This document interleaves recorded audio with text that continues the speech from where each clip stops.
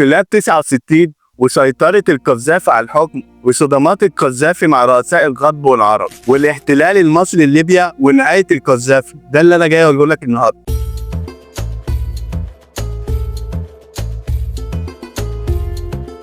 قبل انقلاب 69 كانت ليبيا دولة ملكية تحت حكم الملك محمد إدريس السنوسي، تعتمد بشكل رئيسي على الزراعة والتجارة البسيطة، لكن بعد اكتشاف النفط سنة 1959 بدأ الاقتصاد يتحسن، لكن توزيع الثروة ما كانش عادل وده خلى الفجوة بين الطبقة الحاكمة والشعب تكبر، ده غير سيطرة الدول الأجنبية على الثروة النفطية والاقتصاد الليبي، وده سبب غضب للشعب الليبي. كانت ليبيا في عهد السنوسي دولة محالفة للغرب خاصة لإنجلترا. استضاف السنوسي قواعد عسكرية أجنبية زي قاعدة ويليوس الأمريكية. ارتباط الوثيق ده بين السنوسي والغرب كان عامل إزعاج بالشعب الليبي، خصوصا في الفترة دي لأن تزايدت الأفكار القومية العربية والاشتراكية. في الفترة دي ضباط الشباب بما فيهم القذافي كان متأثرين بأفكار جمال عبد الناصر وثورته، لدرجة إن القذافي كان بيعتبر جمال عبد الناصر الأب الروحي ليه. سبتمبر 69 سافر الملك سنوسي في رحلة علاجية لتركيا، استغل القذافي الوضع السياسي الحالي وغياب الملك وسيطر على الجزيرة الليبية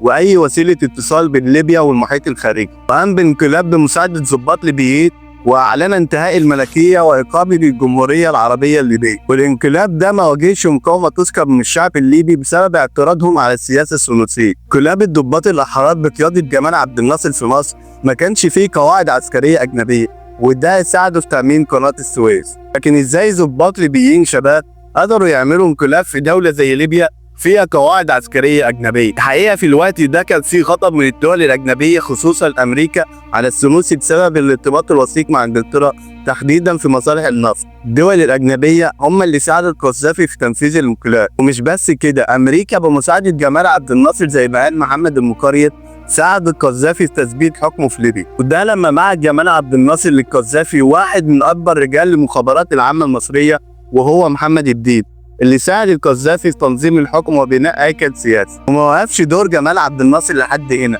ده أقنع الملك السنوسي بالبقاء في مصر وقبول الوضع الجديد مقابل ضمان حمايته من أي اغتيالات ممكن تحصل، وبقاء السنوسي في مصر قضى على أي محاولة لاستعادة الملكية. بعدها بعت جمال عبد الناصر الصحفي محمد حسنين هيكل لطرابلس لمقابلة قادة الثورة والاطمئنان على استقرار الأوضاع في ليبيا. سنة 1970 مات جمال عبد الناصر حسب المتداول بأزمة قلبية، وتأثر القذافي بموته لدرجة إن هو بكى. أدرك القذافي بعدها إن هو لازم يرسم طريقه بإيده، وأنشأ جهاز أمن قوي ولجان ثورية وجهاز مخابرات لقمع المعارضة والسيطرة على المسرح الليبي، وبدأ في سياسة القمع والاعتقالات خصوصا بعد محاولة الانقلاب المبكرة سنة 1970. حاول القذافي تعزيز نفوذه في الوطن العربي زي دعمه لمشاريع الوحدة بين مصر وسوريا، لكنها فشلت بسبب اختلاف التوجهات. زي ما قلت لك القذافي كان متأثر بجمال عبد الناصر، فزي ما جمال عبد الناصر أمن قناة السويس هو كمان أمن شركات النفط الأجنبية زي شركة إكسون وشي، وده زاد من حصة ليبيا في النفط من 50% ل 79% سنة 1973. والخطوة دي عززت شعبية القذافي في ليبيا والوطن العربي، وبدأ القذافي في تطوير منظومة التعليم الليبي، حيث كان التعليم في ليبيا منخفض جدا قبل 69 لدرجة إن الأمية كانت 80%، وده خلى القذافي التعليم الابتدائي للثانوي إلزاميا وبالمجان. وبحلول الثمانينات قلت نسبة الأمية خصوصا بين الشباب، وأنشأ جامعات زي جامعة الفتح اللي هي جامعة طرابلس حاليا، وجامعة كار يونس في بني غازي. كمان بعت آلاف الطلاب الخارج للدراسة على نفقة الدولة. أصدر أوامر بتدريس أفكاره اللي ذكرها في كتابه الكتاب الأخضر، ده الكتاب اللي كان أمريكا والغرب معترضين على أفكار كتير فيه، خصوصا إن الكتاب موجه للشعب الليبي زي فكرة لا حرية للشعب يأكل من وراء حدوده، وده مخالف لسياسة الرأسمالية الغربية. وما اكتفاش القذافي بتطوير التعليم، كمان طور البنية التحتية في ليبيا، واستغل القذافي عائدات النفط لبناء بنية تحتية عصرية. بنى العديد من الطرق والمستشفيات وشبكات المية والكهرباء، أي مشروع النهر الصناعي العظيم اللي بدأ في الثمانينات، وكانت مهمته توصيل المياه الجوفية من الصحراء للمدن الساحلية، وده طور الزراعة. لكن المشروع ده على قد مميزاته وعلى قد عيوب، لأن التركيز عليه أدى لإهمال كبير في العديد من الصناعات تحديدا الصناعات الغير نفطية. طور القذافي منظومة الإسكان، وده ساعد الليبيين في امتلاك منازل، لكن التوزيع ما كانش عادل، ورغم كل العائدات النفطية إلا إن المرافق عانت من سوء الصيانة والفساد. وعلى الرغم من تميز القذافي في السياسة الداخلية، مع الأخذ في الاعتبار سياسة القمع ضد المعارضة للسيطرة على الحكم. لقيته في نزاع وصدام دايم مع رؤساء العالم خصوصا رؤساء العرب. الموضوع ده بدأ من أول يوم مسك فيه الحكم، وسنة 69 في القمة العربية في الرباط وفي أول ظهور ليه أثار القذافي جدل كبير بسبب انتقاده للملك الحسن الثاني ملك المغرب، وده بعد ما باس رئيس الديوان الملك المغربي إيد الملك الحسن الثاني، ووصف القذافي الموقف ده بالعبودية. الموقف ده أحرج الملك الحسن الثاني وسبب توترات بين العلاقة المغربية الليبية، وده غير انه حضر القمه دي وهو لابس قفاز ابيض عشان يتجدد تلويث ايده لما يسلم على زعماء العرب اللي وصفهم بالخونه العرب. الموقف ده اغضب العديد من القاده العرب. سنه 1970 طرد القواعد العسكريه الامريكيه والانجليزيه من ليبيا وتوتر علاقته مع الغرب. وفي نفس السنه سنه 1970 بعد وفاه جمال عبد الناصر اصطدم مع الرئيس المصري الجديد محمد انور السادات، وده لان القذافي كان متحمس لفكره القوميه العربيه على عكس السادات اللي كان رافض افكار القذافي الاندماجيه،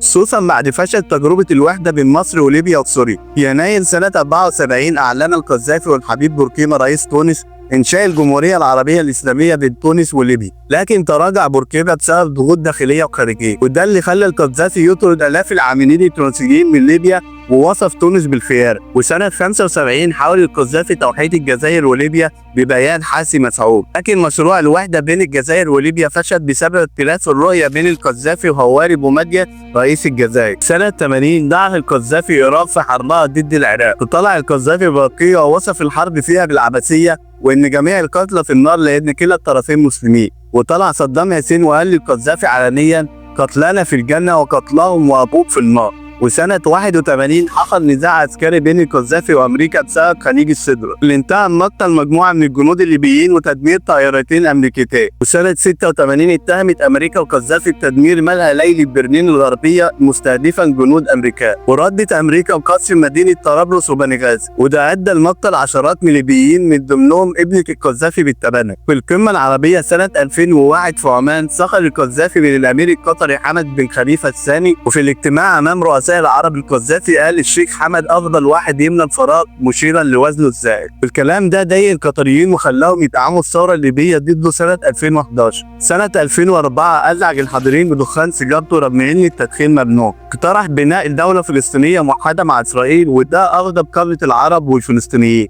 في القمة العربية 2008 في دمشق هو والملك السعودي عبد الله وصفوا بعض بالكذب، ووصف نفسه بملك ملوك افريقيا، ووصف رؤساء الخليج بالتبعية للغرب. 21 يوليو ل 24 يوليو سنة 1977 حصلت حرب الأيام الأربعة بين مصر وليبيا، واللي بدأت بالقصف الليبي لمدينة السلوم بسبب التوترات بين السادات والقذافي، وردت مصر بهجوم جوي وبري على مواقع عسكرية ليبية. في 22 و 23 يوليو نفذت القوات المصرية غارات جوية على قواعد عسكرية ليبية بما فيهم قاعدة الكفرة الجوية ومواقع في طبرق والجربوق. وتقدمت القوات المصرية في ليبيا وكان النزاع محدود جغرافيا، وتفوقت مصر بسبب قدرتها الجوية وتنظيمها العسكري. ويوم 24 يوليو تدخل الرئيس الجزائري هواري بومدين والرئيس السوداني جعفر النمير بوقف إطلاق النار، وكانت الخسائر 100 جندي مصري و400 جندي ليبي، ومجموعة طائرات ليبية ومجموعة طائرات نقل عسكرية ومجموعة دبابات ليبية. 17 فبراير سنة 2011 اندلعت الثورة الليبية، سيطرت قوات المعارضة بدعم من حلف الناتو على معظم الأراضي الليبية، حصروا القذافي وابنه المعتصم ووزير دفاعه ومجموعة من المواليين ليه في سيرت مسقط رأسه. وسيرت كانت مركز المقاومة الأخير للقوات الموالية للقذافي، وحاول القذافي بالهروب تجاه الغرب مجموعة من العربيات هو واللي معاه، لكن طيارة درون أمريكية رصدت الهروب، وشن طائرات الناتو هجوم على العربيات ودمروا العربية الأولى والثانية، وكان القذافي في العربية الثالثة وأجبروه على التوقف واستخفف أنبوبة صرف ساعة. اتقبض عليه من مجموعة من الثوار وبدأوا في تعذيبه وجروا من شعره وهو مصدوم بيقول في ايه اللي حصل. بطلوا اختلفوا عليه، في اللي بيقول مات متأثرا بجراحه، وفي اللي بيقول واحد من المواليين ليه ضربه بسكينة بعد ما صاب عليه، في اللي قال خدوه حلف الناتو وتصرفوا فيه بمعرفته. بس كده دي كانت حلقتنا النهارده. لو عجبتك ما تنساش اللايك والشير والسبسكرايب وتفعيل زر الجرس عشان يوصلك كل جديد. يلا رشيد اقول لهم نهاركم سعيد. السلام عليكم.